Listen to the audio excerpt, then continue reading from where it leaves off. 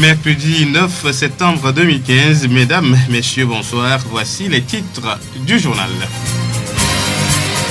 La délégation spéciale de la préfecture du GIO va offrir 500 tables bancs à l'inspection de l'enseignement primaire et secondaire du GIO.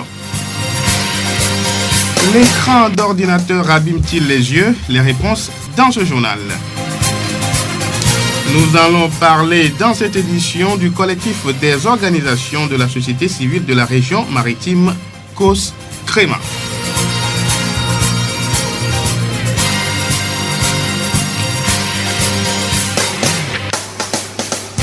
Radio Horizon à Thiviers sur 101.1. Mesdames, messieurs, encore une fois, bonsoir. Voici le développement des titres. La délégation spéciale de la préfecture du GIO poursuit ses actions de développement. Cette rentrée, elle va offrir 500 tables bancs à l'inspection de l'enseignement primaire et secondaire du GIO pour faire asseoir 1000 élèves. La délégation va ensuite faire le tour des établissements pour s'assurer de la bonne répartition de ces tables bancs. Monsieur Benou Razak, président de la délégation spéciale de la préfecture du GIO. Les tables bancs seront prêtes dans quelques jours et je vais faire appel à l'inspection du deuxième et premier degré pour qu'ensemble nous allons réfléchir pour partager ça aux endroits les plus opportuns. Nous ne pouvons pas à chaque fois rester dans nos bureaux pour voir de loin. Donc ce serait souhaitable que nous sortions des fois pour visiter les établissements nécessiteux. Il y a des établissements qui ne disposent même pas des infrastructures. Donc de là, on va voir concrètement ce qu'on peut faire pour les aider. Le président de la délégation spéciale de la préfecture du GIO a appelé les élèves à se mettre au travail dès la rentrée.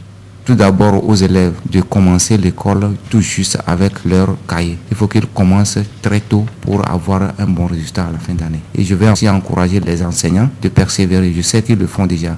Je ne fais que leur encourager de faire en plus. Et dire aux parents, il faut qu'ils accompagnent les enseignants de la maison jusqu'à l'école. Les élèves, pour aller à l'école, il faut qu'on les accompagne. Il faut un suivi pour les élèves avant qu'ils ne deviennent quelque chose pour nous demain. Nous venons d'écouter M. Benou Razak, président de la délégation spéciale de la préfecture du GIO. La voix du GIO. Parlons à présent du collectif des organisations de la société civile de la région maritime COS-CREMA, un réseau multisectoriel qui a pour but de créer un cadre permanent de concertation et de renforcement mutuel en vue d'un développement humain durable. Nestor Ayavé, coordonnateur du COS-CREMA. Tout d'abord, il faut dire que c'est un réseau multisectoriel, c'est-à-dire qu'au sein de COS-CREMA, nous avons un ensemble d'associations et ONG qui opèrent dans différents domaines de développement. Par exemple, il y a des membres qui sont du domaine de la santé, il y en a qui sont du domaine de l'agriculture, il y en a qui sont du domaine de l'environnement, des droits de l'homme, de la gouvernance, etc., etc. Voilà pourquoi on dit que c'est un réseau multisectoriel. Et COS-CREMA est présent dans toutes les préfectures formant la région maritime. Par exemple, nous avons nos membres dans Lomé commune d'abord. Nous avons nos membres dans la projet du Golfe, dans celle de l'Avé, du Zio, du Yoto, de Vaud, du Bamouno et des lacs. Et donc, l'ensemble des préfectures de la région maritime sont représentés au sein de COS-CREMA. Et COS-CREMA fonctionne comme un réseau. C'est-à-dire que la raison pour laquelle on a créé le COS-CREMA, la raison pour laquelle les associations se sont réunies ensemble pour créer cette structure qu'on appelle COS-CREMA, c'est pour pouvoir fondamentalement avoir accès à l'information relative au développement. Parce que les structures associatives prises isolément n'arrivent pas à avoir accès à l'information. Par exemple, l'information relative au financement, l'information relative des actions à mener sur le terrain, les orientations de l'État, tout ça. Ce n'est pas facile à une structure qui travaille isolément de pouvoir avoir ce genre d'informations. En dehors de ça, COS-CREMA organise également à l'intention de ses membres des ateliers de renforcement de capacité. Apprendre aux associations comment on la fait fonctionner. Pour être membre du collectif, il faut répondre à certains critères. Pour devenir membre de COS-CREMA, il faut tout simplement envoyer une demande. Et les conditions d'adhésion seront envoyées à la structure qui fait la demande. Donc une demande qui est adressée au président du conseil d'administration. Et la suite, ça va se gérer par interaction entre la coordination et la structure qui fait la demande. Donc il y a des pièces à présenter. Dans tous les cas, dès qu'une demande est formulée, nous nous donnons suite à cette demande-là. Nestor Ariavé, coordonnateur du collectif des organisations de la société civile de la région maritime COS-Créma. La voix des yeux. À la maison ou au service, nous sommes aujourd'hui nombreux à travailler sur ordinateur. Tout le temps passé devant l'écran a des effets sur nos yeux et génère notamment la fatigue visuelle. Picotement, yeux rouges et fatigués, yeux secs, éblouissement, vision trouble, sécheresse oculaire, maux de tête. La fatigue visuelle peut devenir un vrai handicap. Les précisions avec Rémi Somenou, technicien supérieur en ophtalmologie.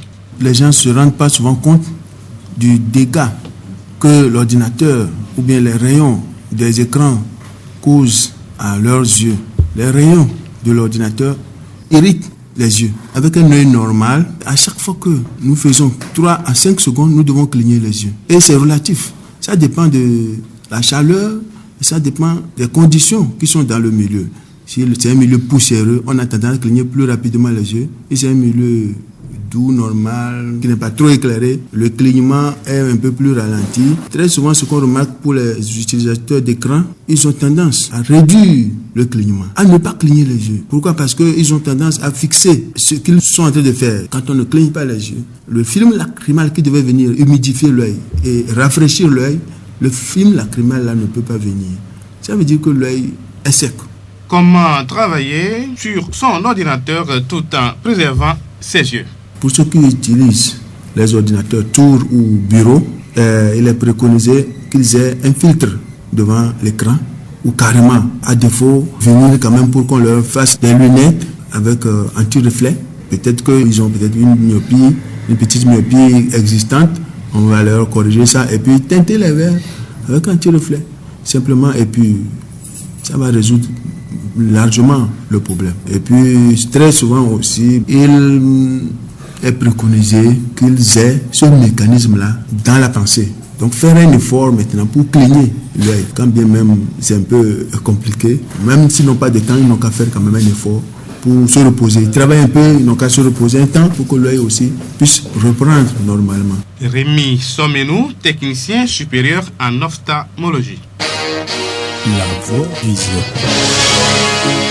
Devant les chefs cantons, les responsables des structures et invités, le comité Aïzan a présenté le rapport bilan de la 45e édition de la fête Aïzan, célébrée en août dernier dans la préfecture du Zior. Loin de faire l'unanimité, le bilan a suscité un débat houleux sur tout le côté financier qui fait état d'un déficit de 781 965 francs. Togui Adjeoda Dissou, secrétaire général du comité Aïzan. Disons merci que au moins la fête a eu lieu parce que les manifestations prévues s'étaient déroulées, mais pas comme on l'attendait parce que nous avons un déficit en matière d'argent. Puis en toute chose, il faut de l'argent avant de bien l'organiser. Donc, Dieu merci que ça s'est déroulé, mais pas comme on l'espérait. Cette année, on s'est dit qu'il y a méconnaissance de la situation, il y a la non-participation de la population. Ceci fait que la fête est considérée comme pour certaines parties de la population seulement. Toute la population de Zior ne s'approprie pas la fête. Donc, si ce n'est l'effort de certaines personnes, on peut dire que la fête n'aura pas lieu. Donc c'est un sacrifice. Donc pour cela, j'invite toute la population à s'approprier la fête et à ce qu'on pense à une journée de réflexion. Bon, nous pensons même à notre niveau organiser une journée de réflexion et je profite pour le moment à ce que tout le monde soit à l'écoute au moment venu, qu'il réponde massivement afin qu'on puisse s'organiser de nouveau pour les éditions à venir. Comme l'année dernière, Aïzan 2015 n'a pas répondu aux attentes des organisateurs. Comment la dette exorbitante va être remboursée? C'est là le problème majeur. Si réellement la population se sent concernée, je pense que ce serait facile à régler. Mais nous ferons des démarches envers les autorités et les cadres pour voir ce qu'il y a lieu de faire. D'abord, organiser une journée de réflexion, voir l'intention de chacun et fixer un objectif afin qu'on puisse, par la célébration de cette fête traditionnelle, nous puissions en même temps développer notre milieu. La prochaine édition de la fête à Izan va être un défi à relever. La population est appelée à s'impliquer massivement pour sa réussite. Radio Horizon à Thiéviers sur 101.1. Les ONG impliquées dans l'adaptation face aux catastrophes naturelles et quelques médias du Togo se sont réunis à Thiéviers le 8 et 9 septembre 2015 pour s'informer sur les nouvelles négociations auxquelles le Togo a participé au cours de l'année 2015. Il s'agit des négociations sur les changements climatiques, réduction des risques de catastrophes naturelles et les objectifs de développement durable après 2015. Monsieur Selom Agbavito Kokou, directeur exécutif de l'ONG Association des volontaires pour l'environnement sain. Cet atelier a été organisé pour voir les différentes négociations auxquelles le Togo participe. Quand nous prenons par exemple la réduction des risques de catastrophes, nous avons eu à être entretenus par les communicateurs sur cette problématique. Et concernant la deuxième problématique qui sont les négociations au niveau international en matière de changement climatique, nous avons eu aussi une communication à cet endroit et la troisième communication a consisté sur les objectifs pour le développement durable qui va être amorcé post-2015. Pour faire le résumé, a eu l'occasion d'accueillir le directeur national de la planification qui a édifié les pas que font le Togo pour amorcer cette nouvelle problématique de développement durable.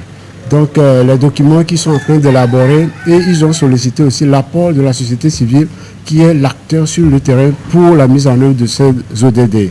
Concernant les négociations, nous pensons que les acteurs aussi que nous sommes, nous avons fait les recommandations qui vont être faites à l'endroit du gouvernement pour qu'il nous accompagne à l'atteinte de ces ODD. C'est l'homme Agbavito Kokou, directeur exécutif de l'ONG Association des volontaires pour l'environnement sain. Rappelons que cette séance de travail est une initiative de la Global Network of Civil Society Organization for Disaster Reduction, GNDR, un réseau mondial qui regroupe toutes les organisations de la société civile impliquées dans la prévention des catastrophes naturelles.